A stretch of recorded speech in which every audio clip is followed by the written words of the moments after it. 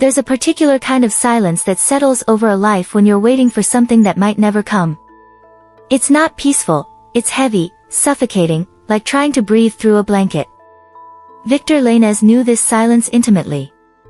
He'd been living inside it for 6 months, and with each passing day, it grew denser, more oppressive, until even simple tasks felt like moving through water. At 34 years old, Victor had become an expert in the art of waiting. His mornings began the same way every day, eyes opening before the alarm, immediate reach for the phone on his nightstand, thumb swiping to unlock it before he was fully conscious. Email first, the professional account he'd created specifically for job applications, the one with his full name spelled out formally, victor.llanez.professional@gmail.com. He'd scroll through with that particular mixture of hope and dread that had become as familiar as breathing, looking for subject lines that began with, regarding your application, or, next steps in the interview process. Most mornings brought nothing but spam, credit card offers, LinkedIn connection requests, promotional emails from companies he'd somehow ended up on mailing lists for despite never signing up. He'd delete them mechanically, feeling something in his chest deflate a little more each time. Then he'd check his main email, his text messages, his voicemail. Only after this ritual was complete would he get out of bed, brush his teeth, make coffee he barely tasted. Victor's apartment reflected the state of his life, functional but joyless. A one-bedroom in a building that had been up and coming 15 years ago and had never quite arrived. The walls were still the landlord's beige, decorated only with a few photographs from better times, Victor at his college graduation, Victor at his sister's wedding, Victor at a hiking trip back when he still had the energy for hobbies. The furniture was a collection of hand-me-downs and Craigslist finds that didn't quite match. The kitchen counter held his coffee maker, a stack of unwashed dishes he'd get to eventually, and his laptop, always open, always ready, just in case. His living room window looked out onto a street that was quiet during the day. Most of his neighbors worked regular jobs, left in the morning, returned in the evening, their lives moving forward in ways Victor's had stopped doing. He'd sit on his second-hand couch, laptop on his knees, applying for positions he was overqualified for, underqualified for, perfectly qualified for. It didn't seem to matter. The result was always the same, silence, or occasionally a form rejection so generic it was clear no human had actually read his application. But there had been one exception. One call that had broken through the static 6 months ago, had made Victor's heart leap with a hope so intense it was almost painful. Catalyst Relief International. A humanitarian logistics company that coordinated emergency supply chains in disaster zones and conflict areas. They helped get food, water, medical supplies, and shelter materials to people who desperately needed them. Victor had been following their work for years, admiring the complexity of their operations, the impact of their mission. When he'd seen the posting for a project coordinator position, it felt like the job description had been written specifically for him. His background in supply chain management from his previous job, the one that had laid him off 8 months ago when the company restructured, was exactly what they needed. His language skills, English, Spanish, and conversational Portuguese, matched their requirements.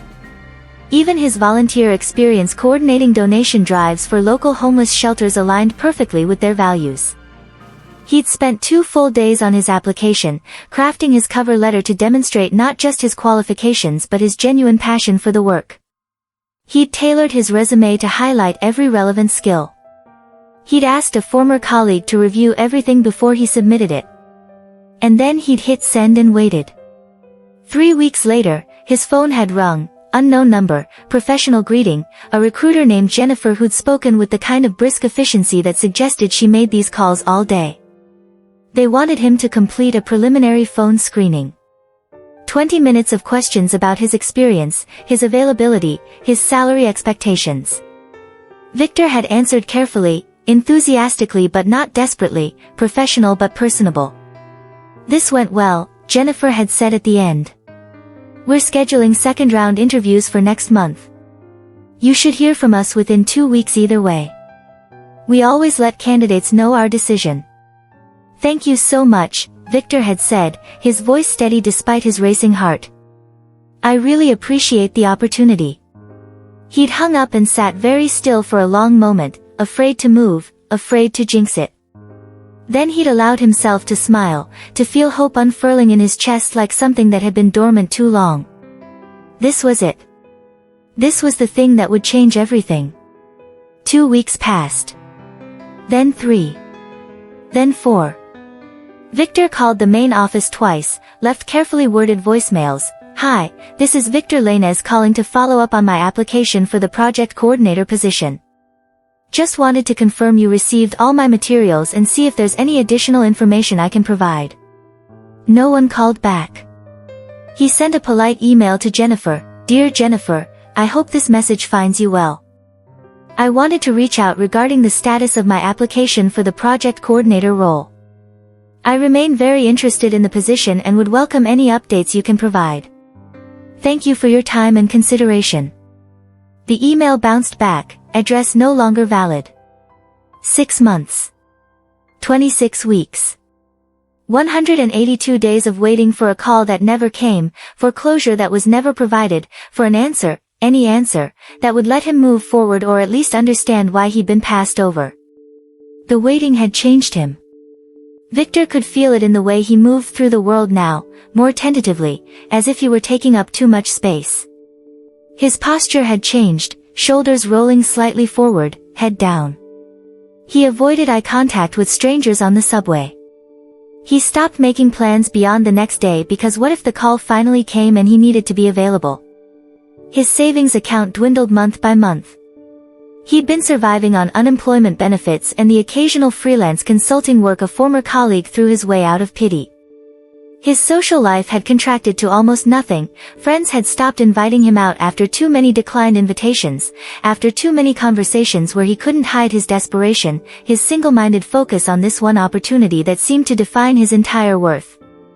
His family worried in that way families do, with carefully neutral questions that barely masked their concern.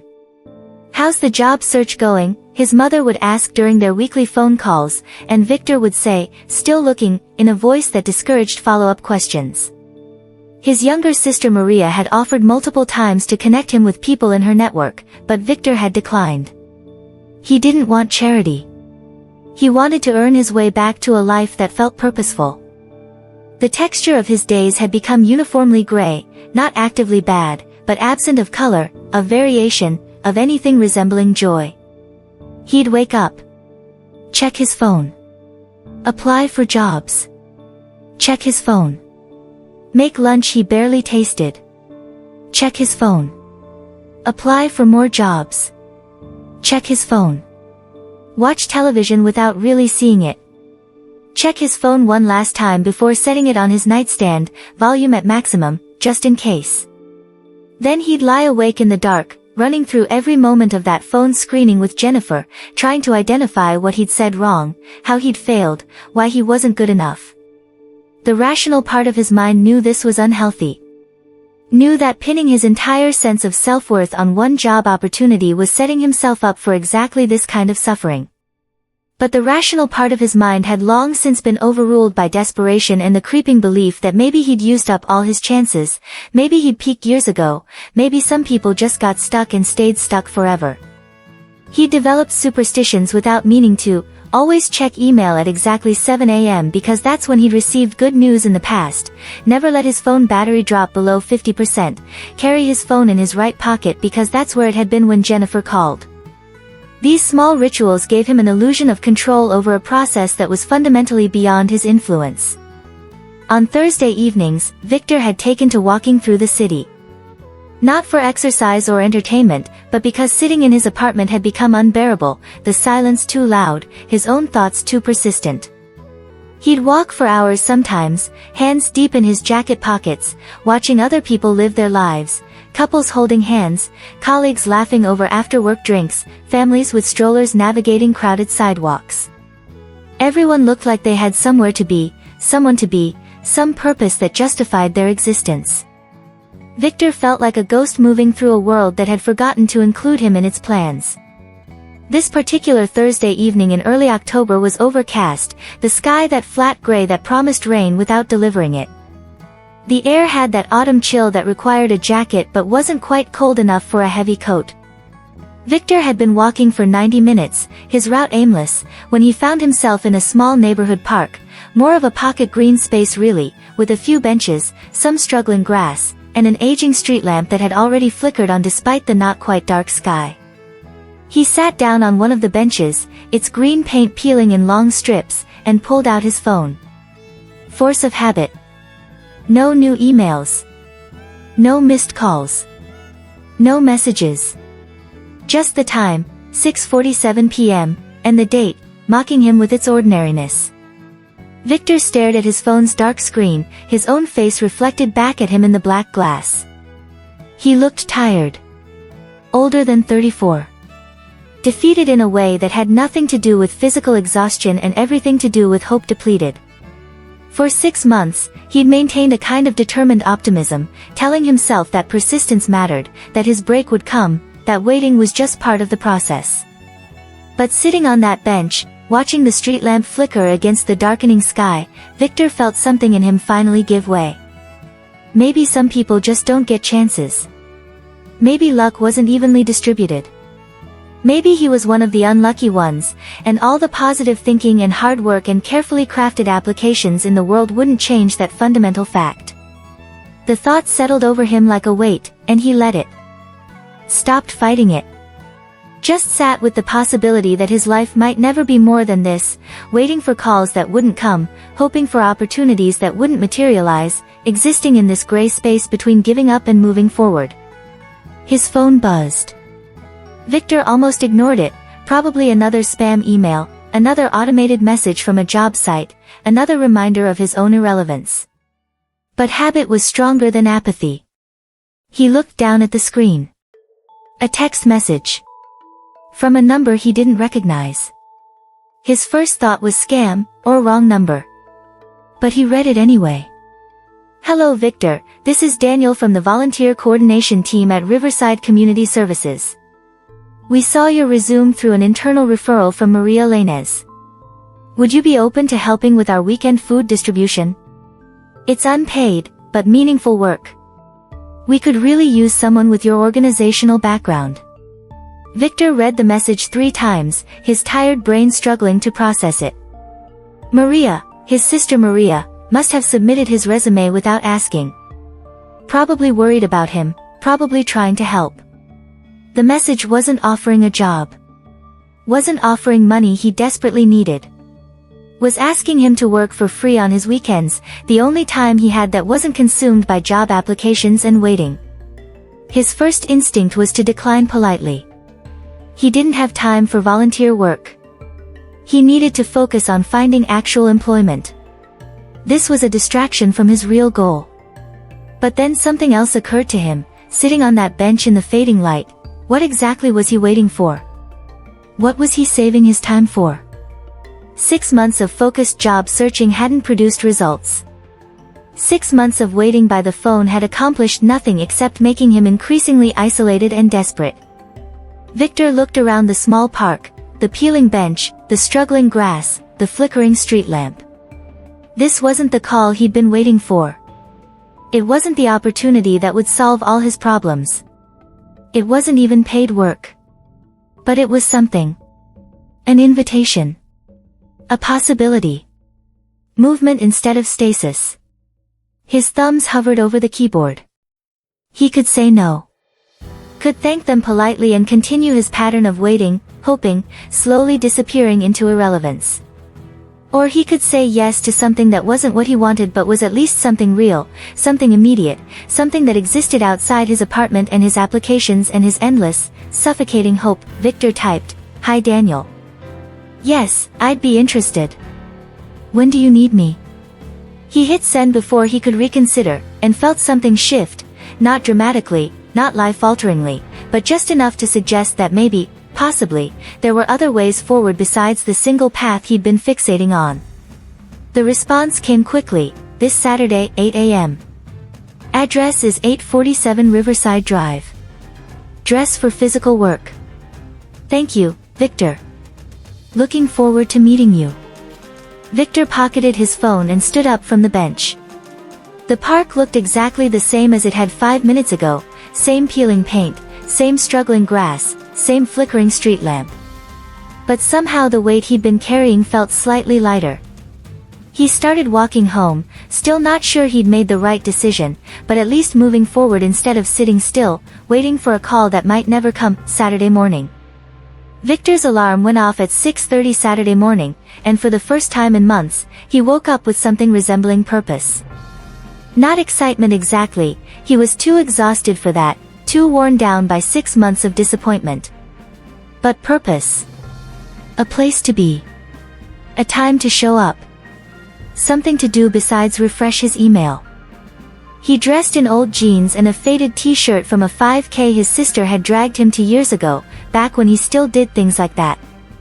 He made coffee, actually tasted it this time, noted that it was slightly too bitter because he'd let the grounds sit in the filter too long. He ate breakfast, toast with peanut butter, standing at his kitchen counter, looking at the address Daniel had sent. 847 Riverside Drive was across the city, which meant leaving by 7:15 to account for subway delays. Victor checked his professional email one more time, nothing, then locked his apartment and headed out. The subway on Saturday morning had a different energy than weekdays, fewer suits, more casual clothes, people heading to errands or activities rather than obligations. Victor stood near the doors, watching the city pass through scratched windows, and felt a strange mixture of anxiety and something he couldn't quite name. Not hope, he'd learned to be wary of hope. But maybe possibility. Maybe just the relief of having somewhere to be. Riverside Community Services occupied a converted warehouse in a neighborhood Victor had never visited, industrial buildings mixed with newer apartment complexes, evidence of the city's constant transformation. The warehouse's exterior was painted a cheerful yellow that seemed almost aggressive in its optimism, with a hand-painted sign declaring, "Everyone deserves dignity," in letters 3 feet tall. Victor arrived at 7:52 a.m., early enough to show reliability, not so early as to seem desperate, and found a side door propped open with a cinder block. Inside, the space was organized chaos, pallets of food stacked along one wall, folding tables being set up, volunteers in matching blue t-shirts moving with the practiced efficiency of people who'd done this many times before. "Victor?" A man in his 40s approached, extending his hand. He had gray streaks in his dark hair and smile lines around his eyes that suggested someone who found reasons to be cheerful despite working in a field defined by need. "Daniel. Thanks for coming." His handshake was firm, his eye contact direct. Victor felt immediately that this was someone who actually saw people rather than looking through them. "Thanks for the invitation," Victor said. "Maria spoke highly of you. Said you had logistics experience." Daniel gestured around the warehouse. "We can always use that. Today's operation is pretty straightforward, we're doing food distribution for about 200 families. Your job will be helping coordinate the flow, making sure we don't run out of anything at one station while it's piling up at another, keeping things moving smoothly." It was, Victor realized, essentially supply chain management on a small scale. The skills that had been sitting dormant for 8 months, gathering dust alongside his self-esteem. "I can do that," he said. The next 6 hours passed in a blur of activity that left no space for the anxious thoughts that had been Victor's constant companions for months. He carried boxes, 50-pound loads of canned goods that made his arms shake and reminded him how long it had been since he'd done anything physically demanding.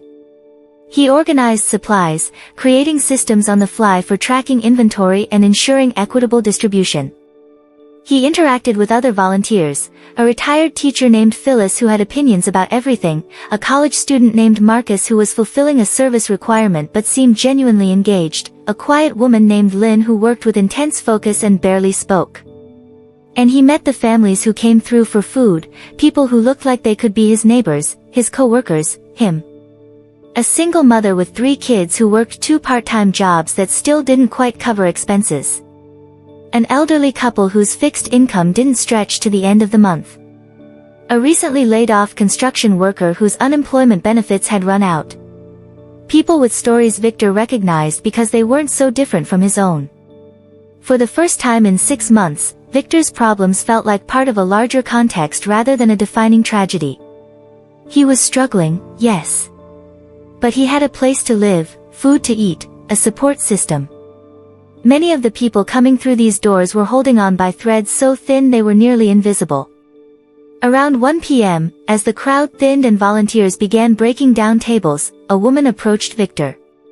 She was perhaps 45, with silver streaking her black hair pulled back in a practical bun, wearing jeans and a blue volunteer shirt. She moved with the confident purpose of someone who ran things. "Victor Llanez?" she asked. "Yes. I'm Mara Chen, one of the directors here." She extended her hand. "Daniel pointed you out earlier. Said you've been doing excellent work organizing the flow." "Just applying some basic logistics principles," Victor said, defaulting to modesty. "Which is exactly what we need." Mara studied him with a directness that was assessing but not unkind. "Daniel mentioned your sister sent over your resume. Project management background, supply chain experience, bilingual." "That's right. Can I ask, are you currently employed?" Victor felt the familiar flush of shame. "I'm in between positions. I was laid off 8 months ago and have been searching since." Mara nodded slowly, her expression thoughtful. "How would you feel about continuing to volunteer with us? We do distributions every Saturday, plus some weekday operations. No pressure, and obviously no pay, but if you're available." Victor hesitated. Every Saturday meant 1 day a week he wasn't applying for jobs, wasn't available for phone interviews, wasn't focused on his job search. But it also meant 1 day a week he wasn't trapped in his apartment refreshing his email, 1 day a week he felt useful, 1 day a week he remembered he had skills that mattered. "I can do Saturdays," he said. "Excellent." Mara smiled. "We're glad to have you."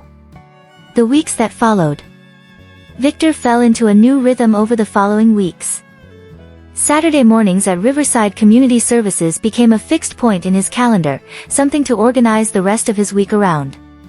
He still applied for jobs, though with slightly less desperate intensity. He still checked his email obsessively, though now he sometimes went an hour or 2 without looking. He still waited for calls that didn't come, but the waiting felt less all-consuming. The volunteer work wasn't glamorous. His responsibilities included tasks he was wildly overqualified for, carrying boxes, organizing shelves, sweeping floors, directing traffic in the parking lot. But there was satisfaction in it, immediate, tangible results. He could see the impact of his work in the smooth operation of distributions, in the families who got what they needed without long waits, in the efficiency that meant volunteers' time was well used. He learned the other volunteers' stories. Phyllis, the retired teacher, had lost her husband 2 years ago and volunteered to stay connected to community. Marcus, the college student, had grown up in this neighborhood and remembered receiving food assistance as a kid. Lynn, the quiet woman, worked as a nurse and spent her only day off giving back because, as she finally told Victor one Saturday, "I see so much suffering at work. This lets me see solutions."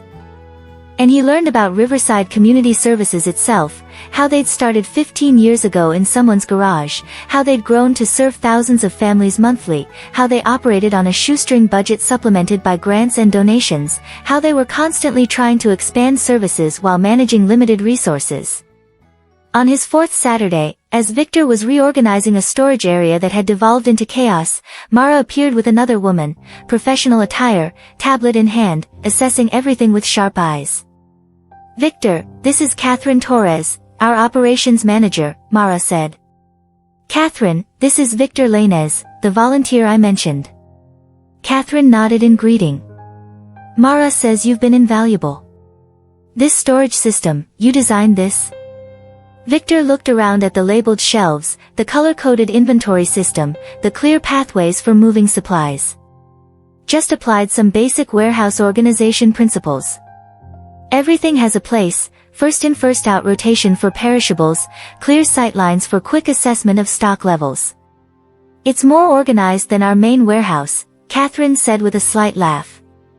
"How would you feel about taking a look at that space? Maybe on a weekday? Just as a volunteer consultant, I can't offer payment, but I'd value your assessment." "I can do that," Victor said, trying not to sound too eager.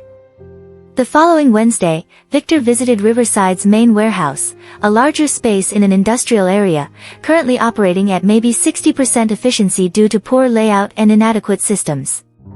He spent 3 hours walking the space, taking notes, asking questions of the small paid staff who worked there. Then he went home and spent the evening creating a reorganization plan with detailed diagrams and implementation steps.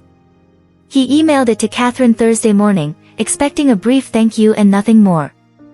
Instead, she called him Friday afternoon. "Victor, this plan is exceptional. Professional quality. I showed it to our executive director, and she wants to meet you. Are you available Monday morning?" Victor checked his calendar, empty except for job applications he could do any time. "Yes, I'm available. 10 a.m. Main office. Ask for Dr. Elena Martinez." Victor arrived Monday at 9:50 a.m., dressed in the suit he'd been wearing to job interviews, carrying a portfolio with printed copies of his reorganization plan. The main office was modest, repurposed commercial space with worn carpets and mismatched furniture, walls covered with photos of families they'd served and volunteers in action. Dr. Elena Martinez was a woman in her early 60s with gray hair worn natural, glasses on a chain around her neck, and the kind of warm but sharp presence that suggested someone who'd built an organization through sheer force of will and stubborn compassion. "Mr. Llanez. Please, sit." She gestured to a chair across from her desk. "I've reviewed your warehouse reorganization proposal. It's exactly what we need, which makes me wonder why someone with your skills is spending Saturdays volunteering instead of earning a substantial salary somewhere." Victor felt the familiar embarrassment but pushed through it. "I was laid off 8 months ago. I've been searching for appropriate employment, but the market has been challenging." "I see." Elena studied him with those sharp eyes. "Can I ask what you're looking for? What kind of position?" "I've been primarily focused on project coordination roles in humanitarian or nonprofit logistics. I want work that matters, not just work that pays." "And how has that search been going?" Victor laughed, a sound without much humor. "Not well. I had one promising lead 6 months ago, Catalyst Relief International, but it never materialized." Elena's eyebrows rose. "Catalyst Relief? That's interesting. Why?" "We partner with them sometimes on disaster response. They're excellent at international operations but struggle with last-mile distribution. Which is our strength." She paused, seeming to make a decision. "Victor, I'm going to be direct with you. We have a position opening in January, Associate Director of Operations. It's full-time, salaried, benefits included. It's not glamorous. You'd be managing warehouse operations, coordinating our distribution network, overseeing volunteer logistics. The pay is decent but not what you'd make in corporate. But the work matters." Victor's heart was pounding. I'd be very interested." "Good. Here's what I'm proposing. Starting next week, join us as a paid consultant. 20 hours a week for the next 2 months. Implement your warehouse reorganization plan. Show us what you can do. If it works out, and I suspect it will, the full-time position is yours in January. Does that work for you?" Victor felt something unfamiliar happening in his chest, something that might be hope, but tempered, cautious, based on something real rather than wishful thinking. "Yes. That works." They shook hands, discussed details, scheduled his start date. As Victor left the office, walking back through the industrial neighborhood toward the subway, he pulled out his phone not to check for calls or emails, but to text his sister, "Thank you for submitting my resume. You might have just changed my life." Her response came quickly, "I didn't change anything. I just gave you a door to walk through. You did the walking." Years later, Victor never did get that call from Catalyst Relief International. He'd occasionally wonder what happened, whether Jennifer had left the company, whether they'd hired someone internal, whether his application had been lost in some bureaucratic shuffle. But eventually, he stopped wondering. It didn't matter anymore. The consultant position at Riverside Community Services turned into the associate director role as promised. Victor threw himself into the work with an intensity born not from desperation but from genuine engagement. He reorganized their entire distribution network, implemented data systems for tracking impact, built partnerships with local businesses for donation programs. The work was challenging, meaningful, and occasionally frustrating in ways that felt productive rather than defeating. 3 years after that first Saturday volunteering, Victor was promoted to Director of Operations. 5 years in, he'd expanded Riverside services to 3 additional neighborhoods. He still worked closely with Catalyst Relief International. They'd eventually connected through Elena, and Victor had helped them improve their domestic distribution systems. The recruiter Jennifer was long gone, but the organization's mission director remembered Victor's application and had specifically requested him for a collaborative project. "You applied here years ago, didn't you?" she'd asked during their first meeting. "I did," Victor confirmed. "I was pretty devastated when I never heard back. I'm sorry about that. We restructured our hiring process after realizing we were losing good candidates through communication gaps." She paused. "But honestly, looking at the work you've done at Riverside, I think you ended up exactly where you were supposed to be. You're having more impact there than you probably would have here." Victor thought about that conversation often. About how the thing he'd wanted so desperately, that specific job at that specific organization, had seemed like the only path forward. How waiting for that particular call had nearly consumed him. How the opportunity that actually changed his life had come not through persistence in waiting but through movement, through saying yes to something that wasn't what he'd planned but turned out to be what he needed. He told that story when he spoke at a local college's career services event, invited to share his experience with students facing their own job market anxieties. "I spent 6 months waiting for one specific call," he told the audience of worried 20-somethings. "I made that opportunity into my entire identity, my entire hope for the future. And when it didn't come through, I felt like a failure. But here's what I learned: hope isn't something you wait for. It's something you create through action." A student raised their hand. "But what if you're doing everything right and it's still not working? What if you've applied everywhere and nothing's happening?" Victor thought about that bench in the park, about the gray weight of believing some people just don't get chances. Then you do something different. Not necessarily something big or dramatic. Maybe just say yes to something you've been saying no to. Maybe volunteer somewhere. Maybe take a class. Maybe help a friend with their project. Movement creates possibilities that staying still never will. "But what about focus?" another student asked. "Isn't there value in being persistent, in not giving up on what you want?" "Absolutely," Victor agreed. "But there's a difference between persistent effort and passive waiting. I was doing the same thing over and over, applying, waiting, hoping, and calling that persistence. Real persistence means trying new approaches when the current one isn't working. It means being open to opportunities that don't look exactly like what you thought you wanted." After the event, several students approached him with questions, with their own stories of waiting and disappointment and uncertainty. He listened, recognizing himself in their worried faces, and tried to offer not false reassurance but honest perspective. To one young woman who was 3 months into a job search and already despairing, 3 months feels like forever when you're in it. But your career is going to span decades. This waiting period is a moment, not your whole story. To a recent graduate convinced he'd made the wrong choice in his major, the path is never as straight as we think it should be. Sometimes what feels like a detour is actually the main road. To an anxious senior terrified of graduating without a plan, the world rewards motion. You don't need the perfect plan. You just need to take the next step. Don't wait for life to call you.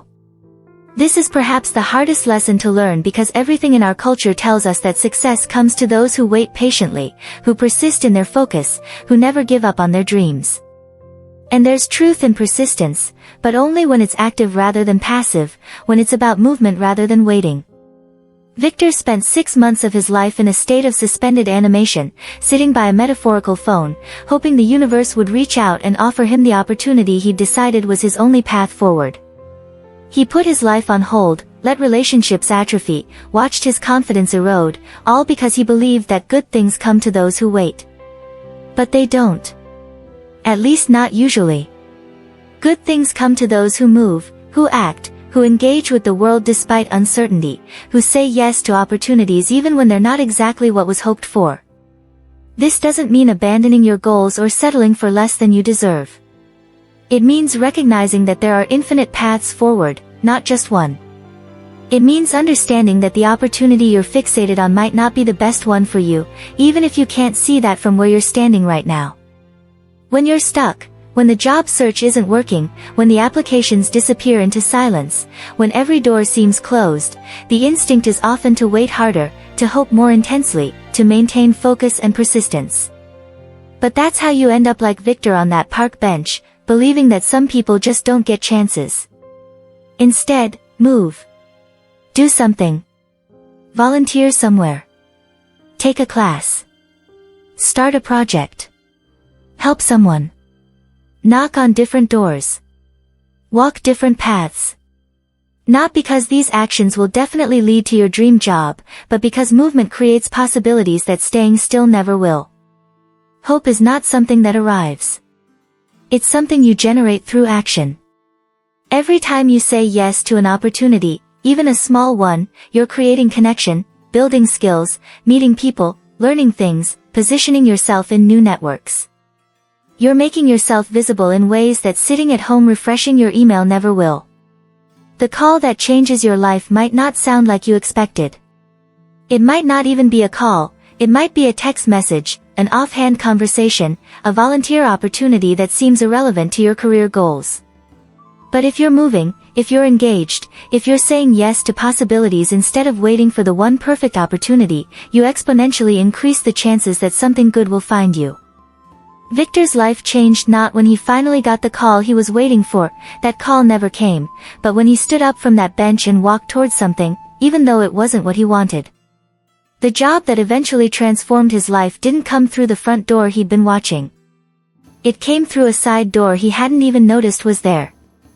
Your path will probably be similarly unexpected. The thing that works won't be the thing you thought would work.